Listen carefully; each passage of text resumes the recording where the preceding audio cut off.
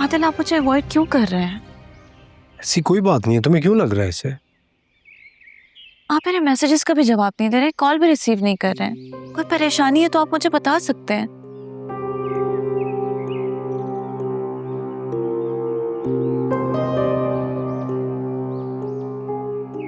ऐसा कोई बात नहीं है ऐसी।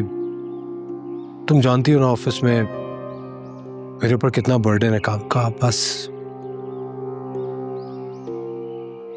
उसी प्रेशर की वजह से मैं थोड़ा सा। बाकी यही रीजन है ना? मुझे लगा आप मुझसे किसी और बात पे नाराज हैं। और कोई बात नहीं। और मैं तुमसे क्यों नाराज हूंगा? तुमने तो मेरा दिल चुराया। बातें करवा लो बस आपसे।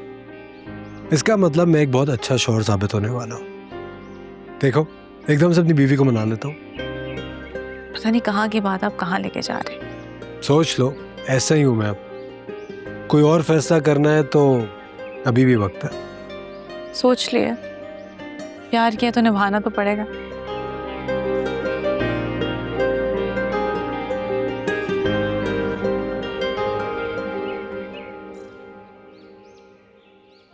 एनी का पता चल गया शकील अंकल?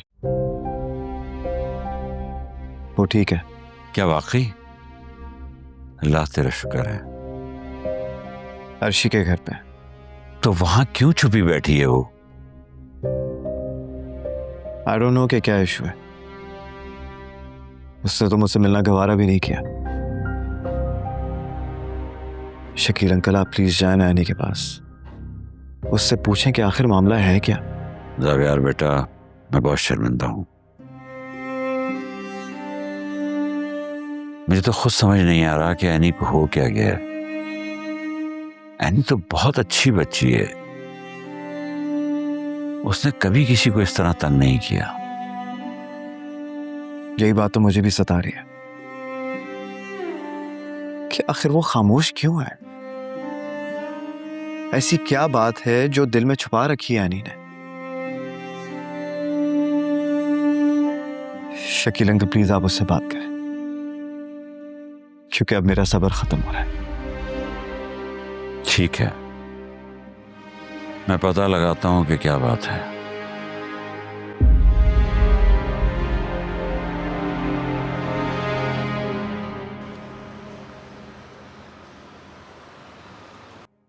क्यों बेटा, ऐसी क्या बात हो गई जो तुमने घर आने के बजाय यहां आने को तरजीह दी? कुछ भी नहीं हुआ, लेकिन मैं कुछ दिन सुकून से रहना चाहती हूँ। कुछ हुआ है? कुछ छुपा रही हो? तुम ऐसी नहीं थी। मुझे बताओ क्या बात है। कुछ भी नहीं हुआ, मैं बस अकेले रहना चाहती हूँ। तो अकेले रहने की क्या जरूरत पड़ गई बेटा?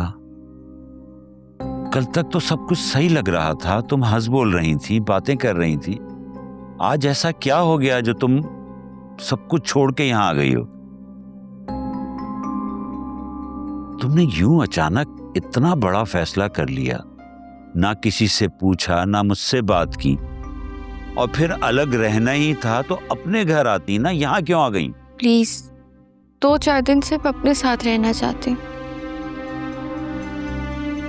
प्लीज मेरी बात को समझे। ठीक है बेटा,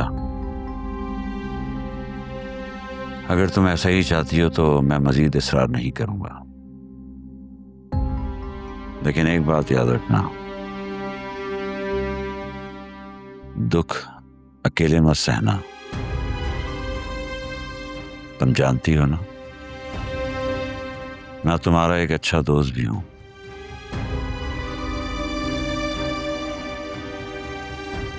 खुश रहो।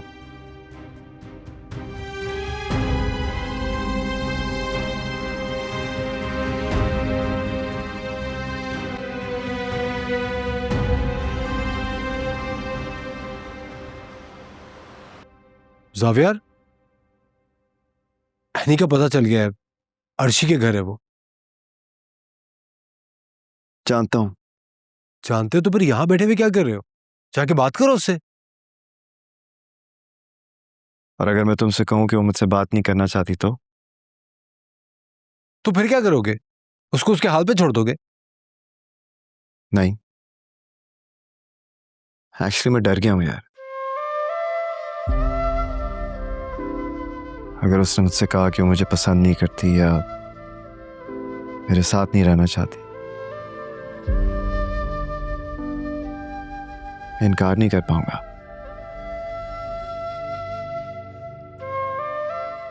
तुम्हें पता भी है तुम बोल क्या रहे हो? प्यार का सिर्फ एक रंग तो नहीं होता ना,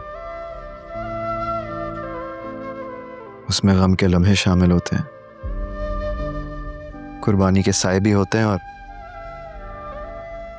सबसे बढ़कर जुदाई के पल भी। पागल हो गया तुम, क्या उल्टी सीधी बातें कर रहे हो?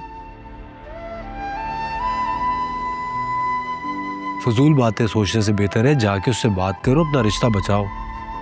तुम्हें क्या लगता है मैं ये रिश्ता खत्म करना चाहता हूं? मुझे बस इतना लगता है कि तुम एनी के लिए कुछ भी कर सकते हो, इसलिए कह रहा हूं जाके उससे मिलो और जाके उससे बात करो। मैं गया था, मिलना तो दूर की बात, वो मेरे सामने नहीं आई। कोई बात नहीं, दोबारा जाके उससे बात करो। बात करने से सारे प्रॉब्लम सॉल्व होते हैं। कम्युनिकेट तो करो उससे। एंड यू नेवर नो, जब तुम गए हो क्या पता कोई मजबूरी है जो वो तुमसे बात ना कर पाई हो। मजबूरी? तो उसने मेरा हाथ क्यों नहीं थामा यार? मेरा साथ क्यों नहीं मांगा? अब तो मुझे खुद बताओ कि क्या कोई मजबूरी मोहब्बत से बढ़कर हो सकती है? यही तुम्हें पता करना है। हिम्मत मत हारो, शाबाश, जाओ फौरन उसके पास।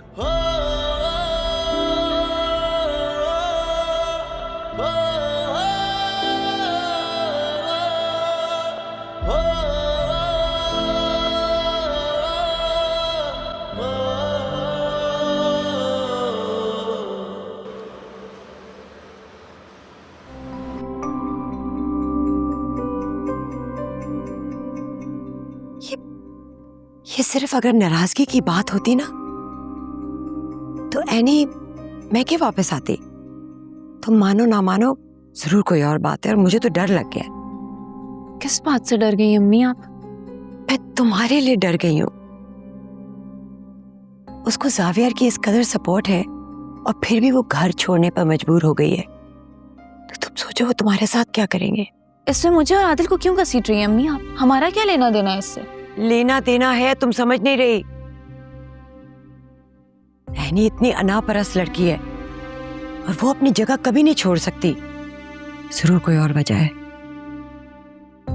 तुम हो उसकी वजह। हाँ ईश्वर बेगम, तुम्हारी वजह से वो घर नहीं आई होगी। मेरी वजह से? मैंने तो उसको हमेशा अपनी बेटी की तरह रखा है। अगर बेटी समझा होता ना तो वो यहां आई होती, लेकिन तुम्हारे अल्फाज और तुम्हारे रवैये ने उसका इतना दिल दुखाया है कि वो अपने घर के बजाय किसी गैर के घर रहने को तरजीह दे रही है।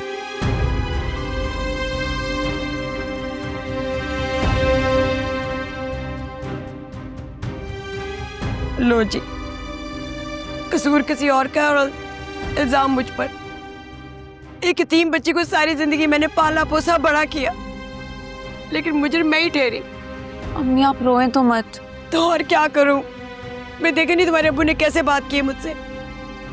मुझे भी एनी की फिक्र है। अब मैं इतनी जालिम तो नहीं हूं जिस तरह की वो बातें सुना के गए। अच्छा चुप कर जाएं प्लीज। चले चुप।